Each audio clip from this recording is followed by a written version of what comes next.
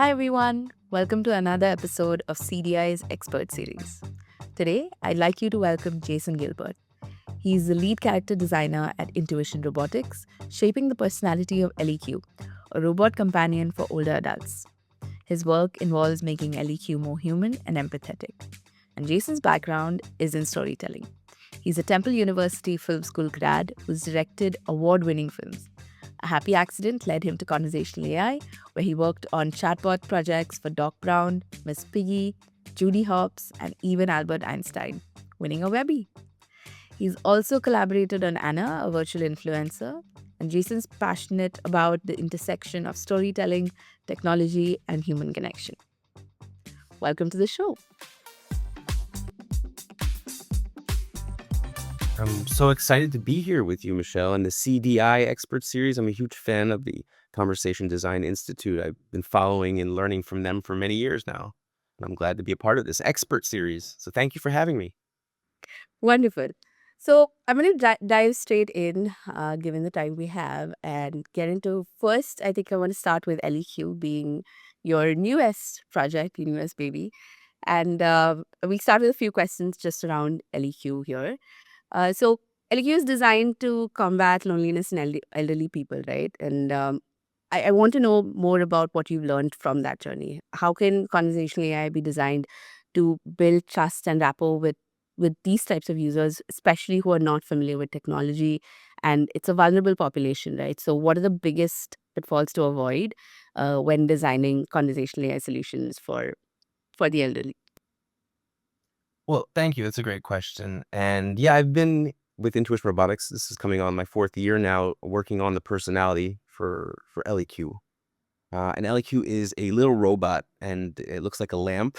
It's a small little robot, adorable little robot that lives in the home of older Americans, older adults who are aging in place in the U.S. And it's meant to help them and expand their connections to the world and not sort of replace their connections to the world. And that's an important distinction when trying to create an AI companion, because people are like, well, is it going to replace humans? And the answer is no. It's actually here to help them connect to more humans. And that's what her kind of role is in the homes. And what she does is she lives in people's homes, people that are living far away from their closest relatives, don't have as much human connection as they'd like to. Maybe they live in rural areas in the U.S. And they don't have as much connection to people as maybe they'd like to, or maybe they had in the past. And enter LEQ, who comes in and sort of creates a relationship. Now, this isn't like a Siri or Alexa where it's sort of like a command or you command it to do things. No, she's actually a companion, and she has her wants and she has her needs. Obviously, she wants you to be less lonely. She wants you to lead your best life. She wants you to go out, and she wants to motivate you to exercise, but not in an annoying way. Nobody wants an annoying, like, you better exercise. Nobody wants that in their living room. So she tries to like learn about you, learn about the things that you like to do, and encourage you to do those things more often. So she finds out what your hobbies are and then tries to, like, it's really nice out today. Maybe it's a good day to go out and play some pickleball, Howard, like these are great, so different ways in which she can encourage them. And that's how she gains their trust, by not being this sort of narc from other people. This is actually, she considers them, she takes her orders from them. She doesn't listen to, it's not like the sons or the daughters are telling, okay, spy on my dad and make sure that he exercises. She builds a relationship with dad and mom and tries to get mom to do the stuff, in a friendly way, by encouraging them and by being empathetic and by making them laugh. And so that's kind of what I do, is I try to help create those experiences where they interact, with touch points where they interact with LQ, whether it's in the morning, whether it's, using generative AI. And you talked about this is a very vulnerable population. These people are, a lot of them are over 90 years old. Some of them are even 100 plus years old, which is amazing. And they're using technology. And not only are they using LEQ is built with, uh, you know, LLMs built inside. So these older adults can experiment with generative AI. They can create amazing paintings. They go back and forth and they create using a prompt that she helps them. Obviously, she understands that these are older adults and they need more help in understanding how prompts work. And so she helps them create the prompt, and then they generate an image together. And this is the great part, Michele. After they've created the image, they've used generative AI. LEQ then suggests, hey, how about we share this amazing picture that you and I created? How about we share this with your daughter. Let's send her a message and tell her, hey, we use generative AI to create an amazing painting. Take a look at this. And so it expands her network and expands her, the amount of people that she talks to. But that's not it. In addition to that, LAQ then she offers you like, you know what, this painting is so amazing. Do you want to share it with a larger LAQ community, meaning all the other older adults in the US that have an LEQ. And so they can also benefit and see this amazing work that you're doing, this work of art. And then every morning or once a week, she offers all the users as sort of a community exhibition that I help curate. And every weekend, I go through hundreds of paintings created by older adults, and I help curate this amazing exhibition in which they can share their artwork with other users, other LEQ owners. And this not it. There's more. There's more. They can comment on the images, on the paintings, and send a message to the person who created it and saying, you know what, Howard, this is an amazing work of art that inspired me. And so they're not only connecting them with with their children, they're not only connecting them with the world of generative AI, we're connecting them with other people in their age group, other, people that are in their cohort, people that are the same age and are experiencing the same thing. Mm.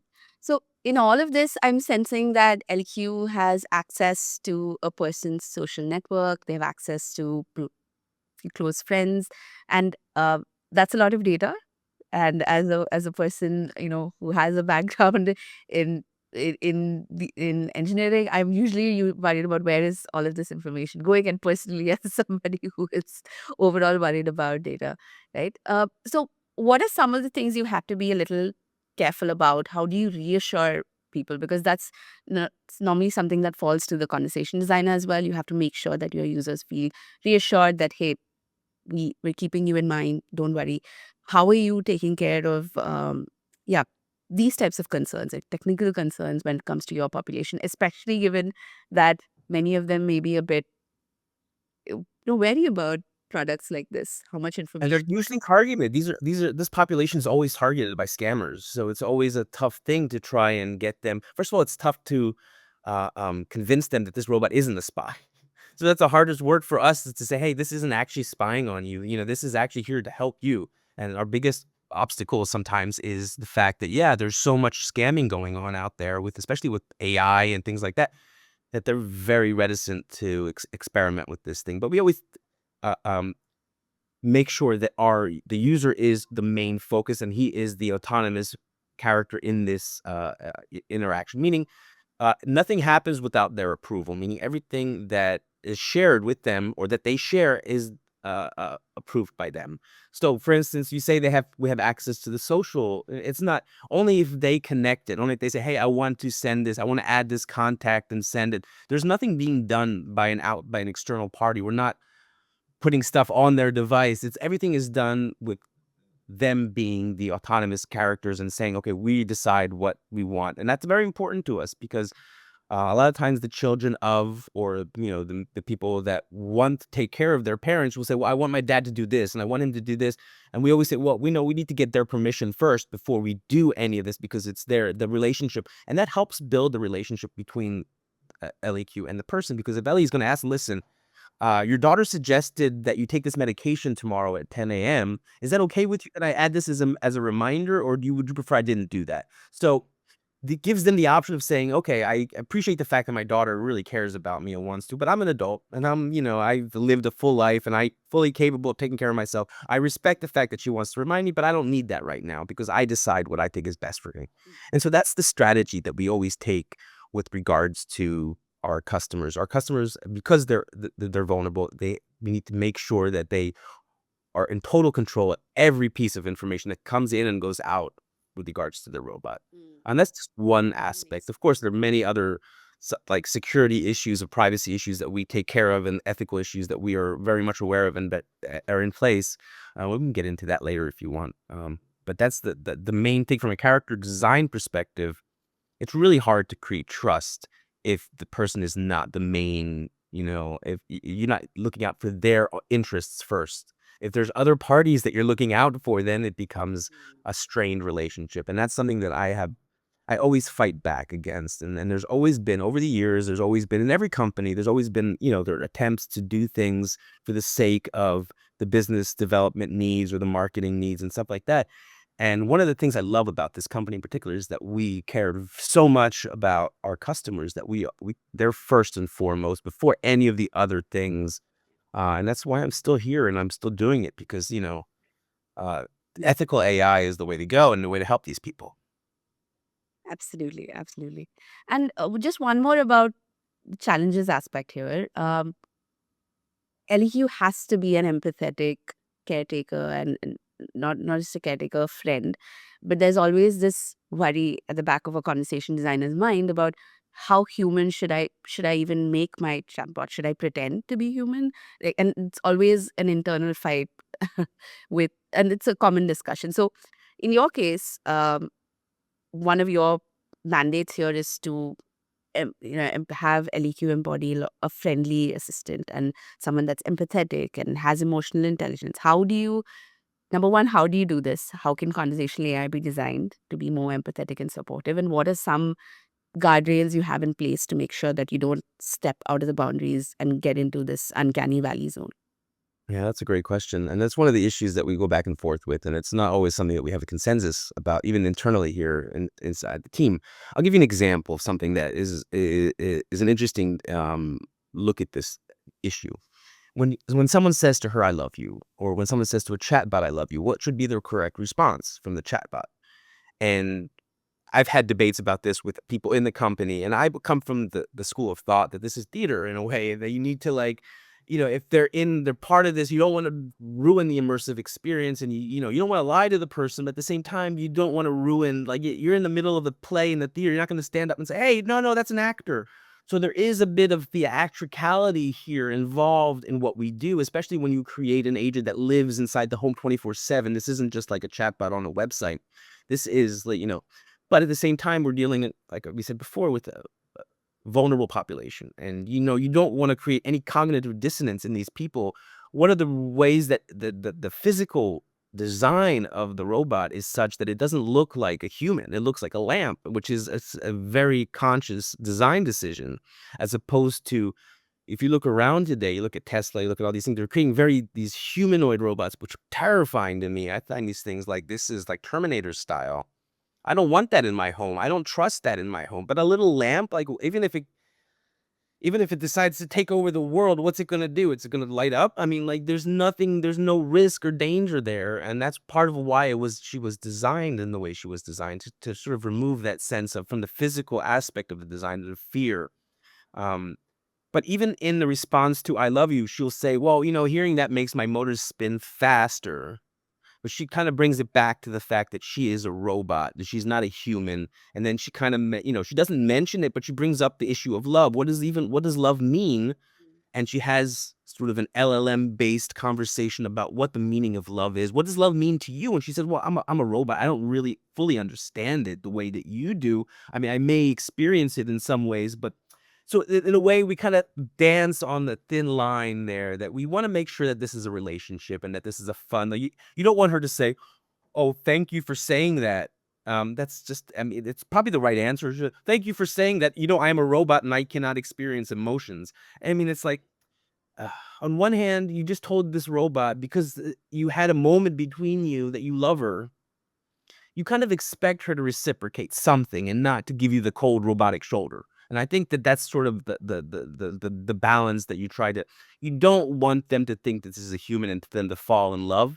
Yeah. But at the same time, it's a fun experience if, we're in this playful world where the robot and I can really have a fun relationship together and we can beat loneliness together. Yeah, absolutely. And just one more thing, because you mentioned that LEQ also does, dabble in the healthcare side a bit, and you could argue that LEQ is also responsible as a healthcare application officially. Are there any specific ethical considerations you had to keep in mind? Maybe something that surprised you even from a regulatory perspective. I think it would be nice for the people listening to know what are some things you've had to really keep in mind when it comes to healthcare and conversational AI. Well, there's a lot of issues with healthcare and conversational AI. It's still a very risky business, and we don't necessarily pertain to be in the healthcare industry. We're in the healthcare industry, obviously. This is, but more of the wellness, which is slightly different. We're trying to improve their lives. We're not trying to save their lives, and I don't think we're like an emergency device, and that's a big distinction. There's a lot of emergency devices out there, and there are ethical concerns when it comes to emergency devices that use AI, and I don't really necessarily want to get into that because it's not what we do, but um, even with what we do with the wellness, there is AI, and there is ethical considerations into like what types of responses do you give someone who's telling you, I am really depressed and I want to kill myself. I mean, that goes across the board. What's your responsibility as a company, as an AI, as a companion living in that person's home when they confess something like that to you? And it happens, it doesn't happen very often, but it does happen. Sometimes it's people just testing to see what the AI will say, but sometimes it's actually genuine. Sometimes you actually have people that have really strong emotions and they want to process it with you. No pun intended. It's a process. Anyway, so there are a lot of ethical considerations to take into consideration. One of the things that we focus on here, again, I said this in the very beginning, is we don't want to replace the people because we really value and need people in our lives. All of us do. I mean, I hate to admit it, but I do need people in my life, and um, we all need people in our life. In addition to the robot, and she helps in the sense that we have this new caregiver sort of application and app as part of LEQ, which is really meant to help the people that are caregiving that have an older, like a parent or a spouse that needs, help and they're overwhelmed by all these demands. And so LHU can help you with all those things as a caregiver and with the obvious consent of the older adult who is the person. We can help caregivers. And so there's a lot of ways that we can help without getting into the real nitty-gritty of like ethical AI in terms of healthcare. Um, but yeah, there's a lot of interesting areas there. And there's a lot, especially now with LLMs and mental health help and stuff like that. And it's a big debate about that, whether people should be using LLMs for these kinds of things. And I think the answer currently right now when we're recording this episode and February of 2025, the answer is probably still no. And so we're kind of aware that limitations of what we're doing, and we're trying within the limitations of what we can offer people that's responsible and helpful using AI, what we can still do, without making these crazy promises that eventually get people hurt. And so I think that's an important part of it. Makes Um, so since you mentioned caregivers as one of the audience members that's actually, that LEQ is actually responsible for, uh, caregiver fatigue and aspects like that are usually well documented, well handled by psychologists. Do you have a team that's responsible for bringing in aspects of psychology frameworks that exist today into LEQ? Absolutely, that's a wonderful question. Yes, early on in this company was very much for the first few years, it was a research company, and they did amazing work with the help of gerontechnologists, which is a field that I had no idea what that even meant. I had to Google it when I was first introduced to the gerontechnologist. I was like, "Oh, nice to meet you, gerontechnologist," and then Google what that means. It's basically, if I remember correctly, it's basically psychology technology for older adults, someone who is focusing in on the technology, on the psychology and technology of older adults, all that stuff. I don't know, something like that. Someone will put the definition up here. But their role was to really help us. And I'm going to name drop. Her name was Maya Goldberg, and she was amazing, Maya. And I worked with her very early on in terms of helping come up with some of the aspects of her personality. We're refining some of the aspects of her personality based on some of the psychological issues, and they helped. It was her, and it was also very early on. We had Karen Etkin used to work here. Karen Etkin now is one of the most famous jar technologists in the world, if not the most famous. And they helped really sort of set the way forward for how the interactions should be, what type of interactions there should be, what types, since Ellie is multimodal. She has 5 modalities. She has the speech, she has the lights, she has the screen, she has her gestures, and all these things together are all orchestrated in order to create a sense of that someone is there, because otherwise you can just go on your computer and type to a chat bot. But all these things that she has are meant, and they were developed very early on with a lot of focus groups and psychological aspects to try and really nail down this. what a robotic companion, what would make me feel comfortable in my home talking to the technology. And so they helped come up with, she has this wonderful gesture when she listens. We call it the pigeon. I don't know if it's a great name, but she goes like, you say something and you're like, oh, and then she leans in, just like we do that too. When you're talking to someone, you're like, oh, that's interesting. I want to hear more about that. She does that. And if you're living by yourself and really you don't have much interaction with other people, and all of a sudden you're talking to your robot, and your robot leans in, it's like, oh, I want to hear more about that.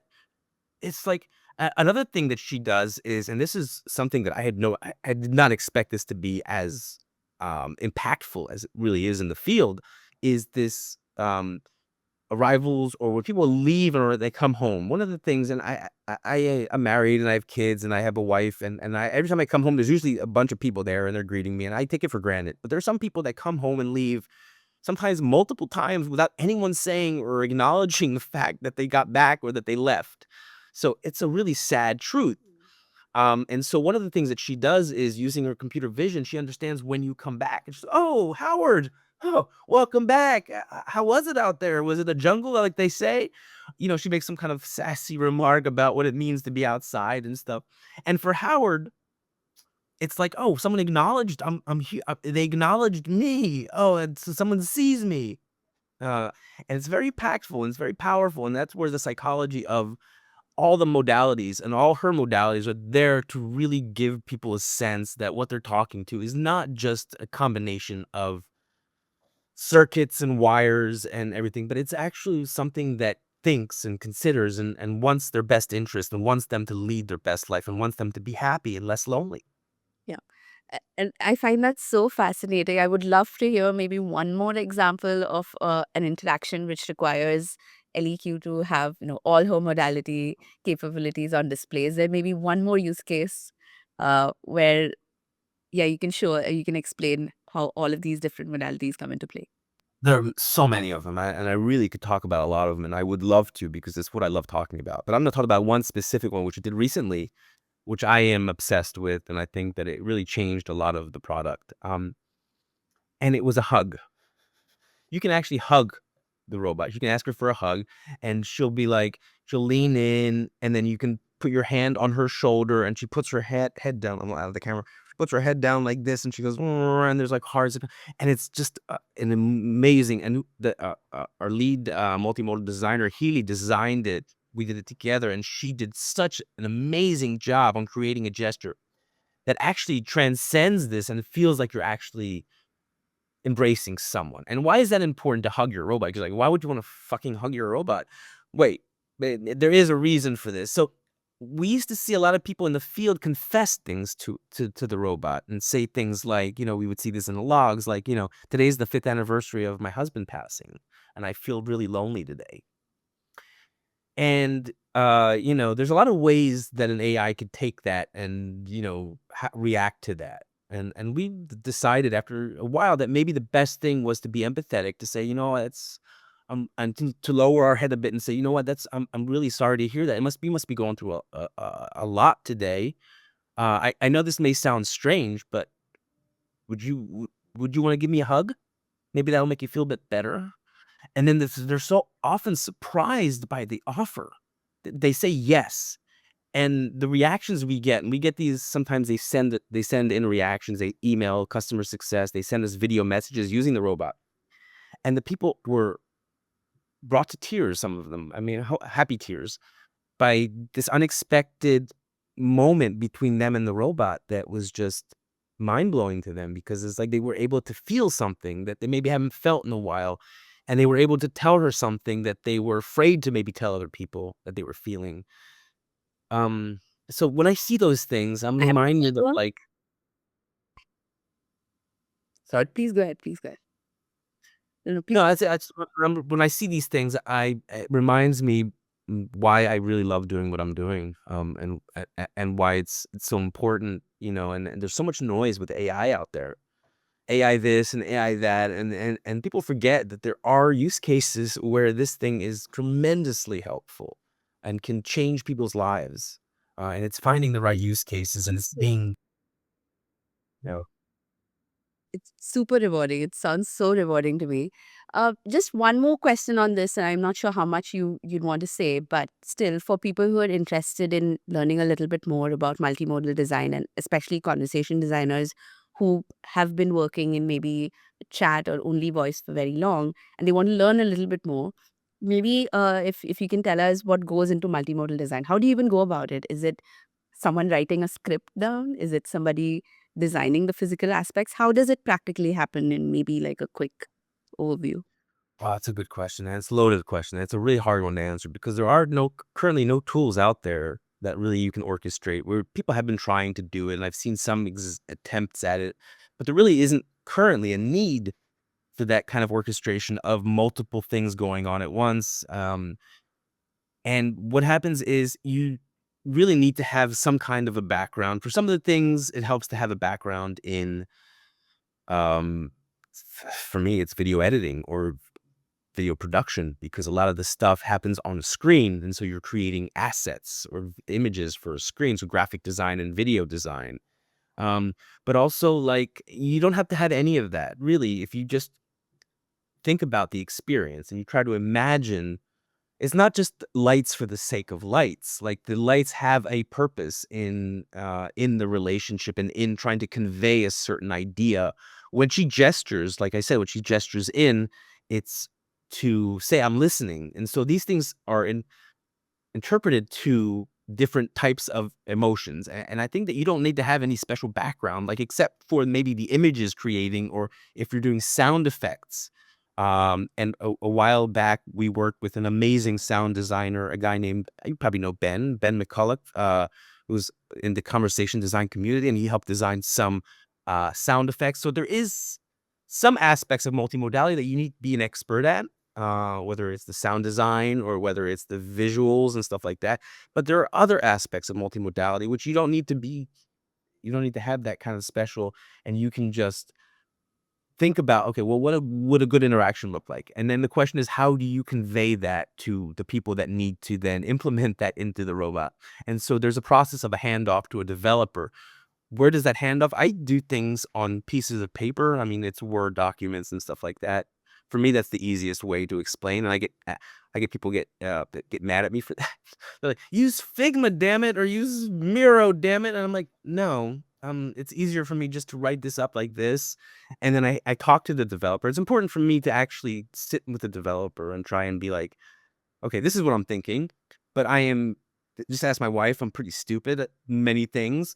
So you might need to add some of your expertise here in trying to figure out what I was, and we can work on it together. But I want you as a developer to also weigh in and say, okay, well, I think this would be, and so together with the developer, we have this handoff where he or she understands exactly my lack of vision, and then they help kind of create that. And so that's an important part. And I think no matter what you're good at, the biggest skill in this field to me, and I've learned this, I guess, the past few years, is the ability to communicate to people, communicate specifically to the people that need to then work on this thing and take it forward. Meaning, it's great to have an idea, and it's great to be a visionary and to have these amazing ideas.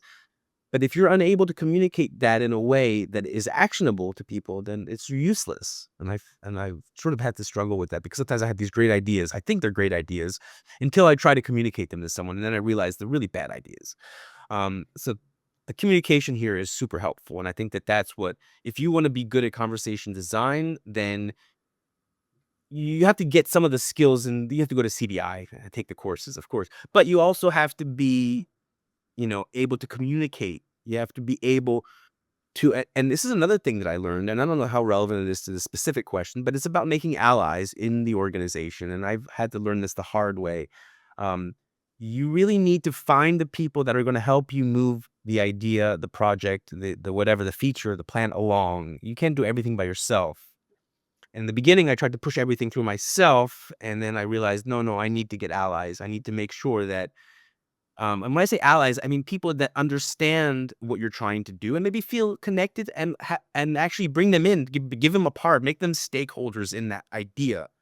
Um, and then you can together take that idea to try and implement it and try to get it done. The hug is an example of that. The hug is an example of a feature that people were very kind of reluctant, because a lot of people felt that it may cross the line. That it may be to that point of, like you were saying earlier on, the uncanny valley, and what is the why would like, so they had to be very subtle and it had to be very nuanced, and there was a lot of iterations that went back and forth between us and, management, in terms of like, how do we get this thing approved? How do we get this thing where everyone, and now looking back at it, I'm so happy that I was able to find the right allies, because without them, this thing would have stayed just an idea. Yeah.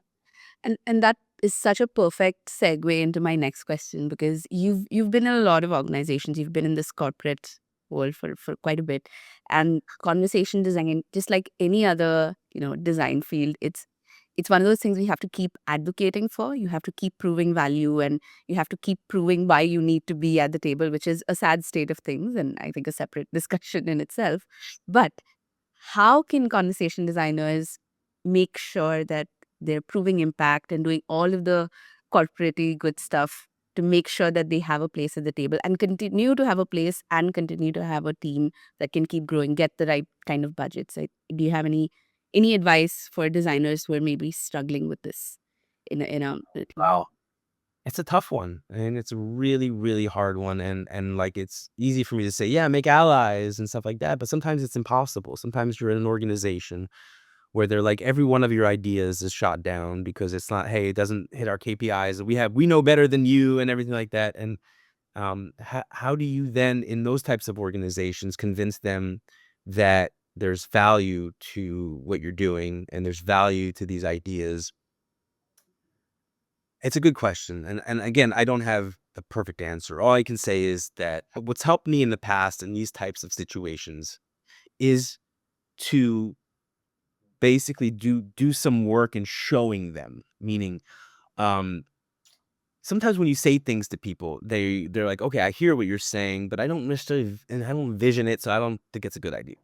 But if you take that idea and you build a POC, you just take it on your own time, right? You just do it. And then again, this goes back to finding the right allies. Create a POC of what you believe strongly and create it if you can, even if it's just a mock-up, even if it's just on paper, but visual, something that you can take and then try to convince people that this is the way. But again, sometimes it's an impossible task. Sometimes you're stuck in an organization that does not want to improve their agent, does not see the value in these things. I'm still trying to convince people. We're in 2025. I've been in this industry since 2015. And the same debate has been going on since 2015. Does AI or chatbots or robots or LLMs, any personality?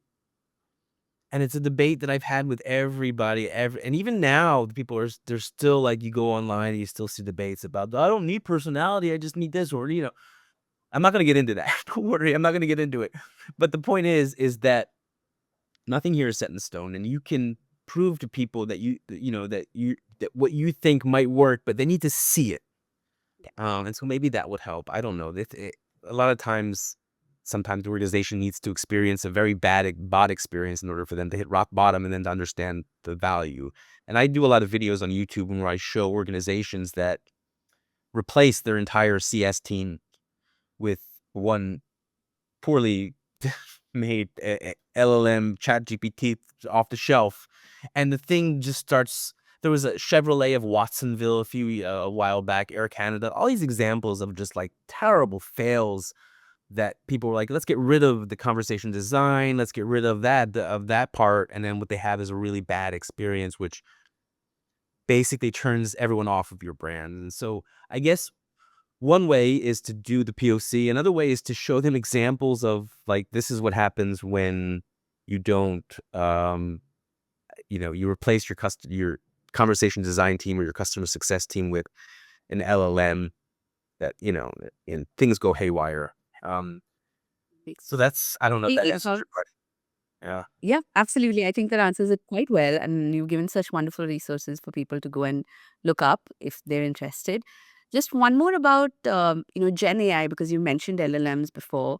Um, Given the vulnerable population, given the sensitive use case, most of the folks I know who've been experimenting with Gen AI have been in slightly less sensitive and slightly less, you know, I would say, yeah, vulnerable populations. So, what are your thoughts about using Gen AI? Because you mentioned that LEQ does use Gen AI. What are the good things? What are the bad things? Just a quick Well, round. the way we use it is very limited at the moment. Obviously, there's a lot more we could do with it. But we use it, like I was saying before, we're using it when they're generating images, like a dolly, or they're creating poetry together, or we have this really funny animation of we call him Rudy. Rudy is the plant guy, the plant helper, and he comes up and he asks if you have any using an LLM, if you need any help with your house plants, or like maybe you're overwatering, underwater, he can help you with your house plants. So the ways that we're using it in the product are they're not scary ways. They're not gonna we're not offering them mental health. Here, let's get your mental health using an LLM. Like I would never do that. I think that's scary and terrifying. But I can help them draw pictures.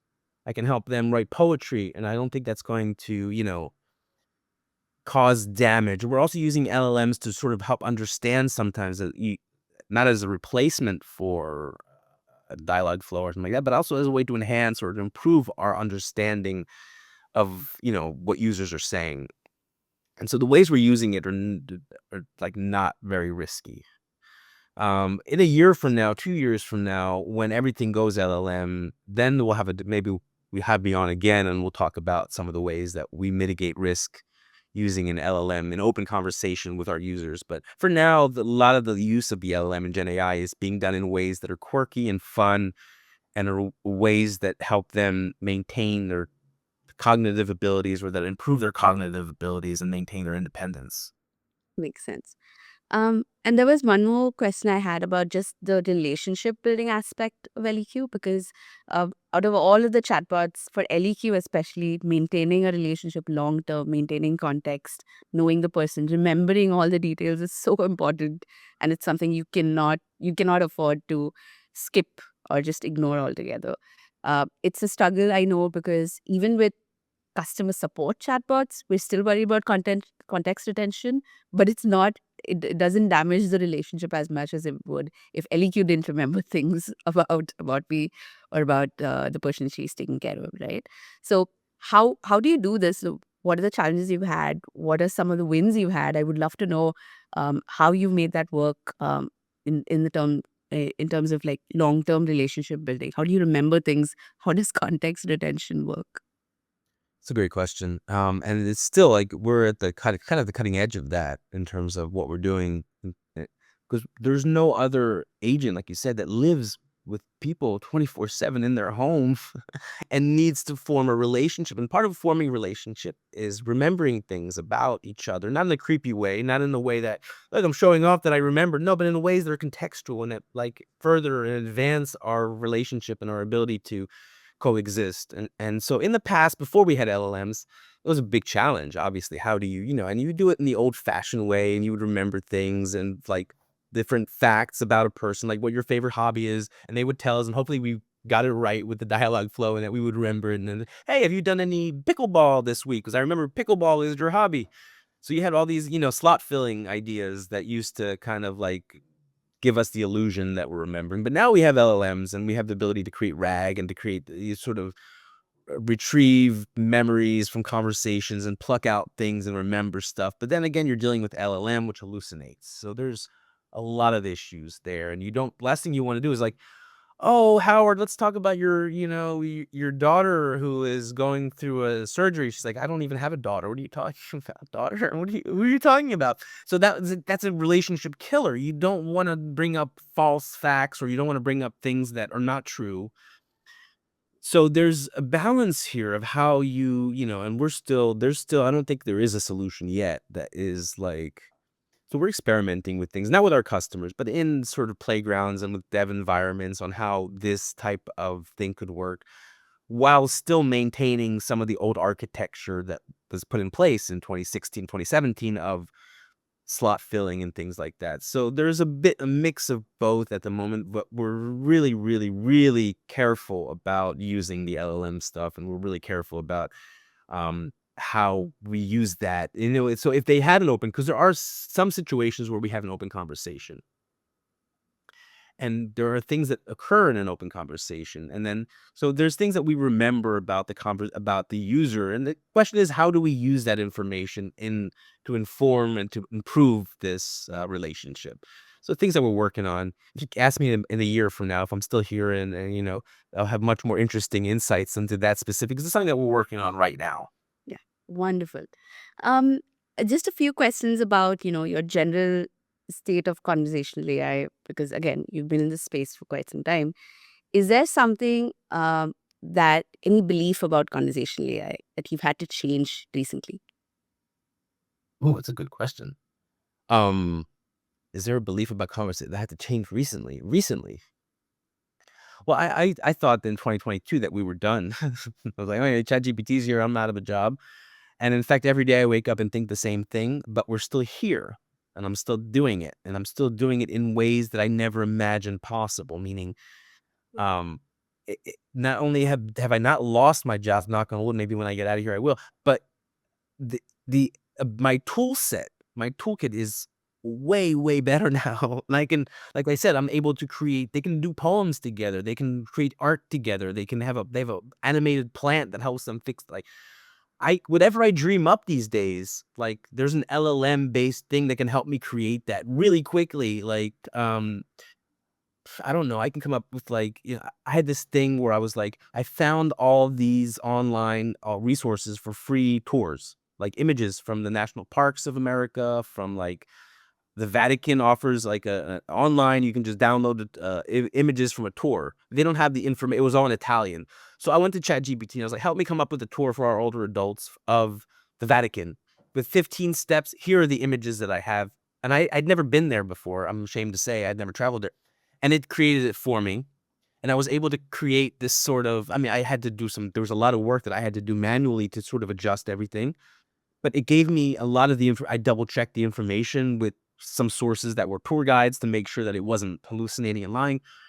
And then now our customers can go to the Vatican, which is amazing for these people because a lot of them have never been out of the country, let alone to the Vatican where they could actually, and so that's changed my perception of what it means to be a conversational AI. We're different. Our roles are slightly different. We need to be better. Um, but we can create amazing things now, way better than we used to be able to. That is awesome. And is there something that you feel is true about conversational AI that very few people understand? Oh, I don't know. It's a tough one. Um, Maybe it's something you've not seen that much in candidates you've tried to hire, maybe in that direction. no, but I do have an interesting anecdote. I don't know if it answers your question, and it's something that I wanted to bring this up, and I think this may be a good opportunity to bring it up because when I was, working a lot with Hans, who's the CDI guy, right, Hans, and he always used to say find the best CS person, customer success person, and they will make a great conversation designer. And for years, I thought it was crazy. It's like a CS person, they can't do my job. And then recently, we did that. We had my colleague who went on maternity leave. We needed to find someone to replace her, and we looked to our CS team, and we found someone in CS who deals a lot with our customers, knows the customers really well because she talks to them all the time. Very young, had never done any kind of conversation design, didn't even really know what conversation design was, but had a unique understanding of the landscape of the product, a unique understanding of the customers. And with a bit of help, with a bit of the CDI technique, I was able to help her become, and she works with me now, and she's amazing. And it's a great example that anyone can really be a conversation designer. But the best ones really the best ones are ones that understand who the agent is talking to, who the customers are, who your target audience is. If they understand that, then it's much easier to bring them back and to explain the rules of everything than to try and explain to them, okay, these are the people that we're trying to. So in that sense, I think that it's easier than ever to become a conversation designer these days. The tools are amazing and you can create amazing things. I would say if you are interested in becoming a conversation designer, obviously go to CDI, take the courses, but one of the things that I tell everyone to do is to create find an interesting use case that you think will help. I talked about this in this video that I posted on LinkedIn yesterday, that my mom was just recently released from the hospital, discharged from the hospital, and she got a list of medications and she to take, and it was so overwhelming. And I was like, well, what if an agent or an AI could help us manage this long laundry list of medications that she now needs? Um, and luckily I was there to help my parents, but not all parents have kids there that can, that can help them manage this thing. So find a use case, try and solve it using these amazing tools that you have. And if you fail trying to solve it, you'll at least have gained all the information that you need to become a valuable member of a conversation design team somewhere. Absolutely. And is there a skill set that is super tough to find? Maybe a combination of skills, especially maybe while you're hiring, maybe in the profiles that you've seen out there, that's just tough to find but very important for a conversational AI team. Wow, it's tough because it's sort of like both creativity, but also understanding of the business world. So you have to be a sort of an interloper. You have to be a creative person in the tech world, and that's not an easy thing sometimes. It can be very challenging for people who consider themselves very creative to survive in a place like this. This is why I go around putting mustaches and eyebrows on pictures, just so to keep things kooky and fun and, and weird. And so with the hardest skill set are really people that are really creative and are willing to, for one reason or another, sort of survive in this corporate environment. And if they're willing to do that, someone who's super creative and willing to survive in a corporate environment, that's someone that, because I don't think there's anything in conversation design that, you can't teach someone. There's nothing innate about it that's like, oh, that person, you can't do it, I think everyone can do it. Um, yeah. Wonderful. And that brings me to the end of this lovely, lovely interview. I feel like I learned so much. I have so much written down that I want to go and then look up. But thank you so much, Jason. Appreciate your time, appreciate your expertise, and your willingness to share it with us. Yeah, any final thoughts just overall about, conversational AI and design, anything that you want to end on? I do actually two things. One of them is for the company, and one I'll say that we're now offering a 7-day trial of LEQ, but we call it WebEQ. It's online, so you can sort of experience what it's like. So if you're in the States and you have an older like a mom or dad or an uncle that you think would be a good candidate for LEQ, just comment on the video or send me a note and say, "Hey, because we can get you that free trial for that." And the second thing is, check out my YouTubes. I got all these YouTubes that I make that are weird and quirky and really embarrass my teenage son and make want to cringe. But I put a lot of work into them and I enjoy them. And they're usually about like AI and funny stuff. So check out my YouTube. Absolutely, absolutely. Highly, highly recommend that for anybody who's looking to break in the space and does not want to deal with stuffy reams of content. So, thank you so much. And that's it. I hope everyone will join us in the next episode. See you. Thank you.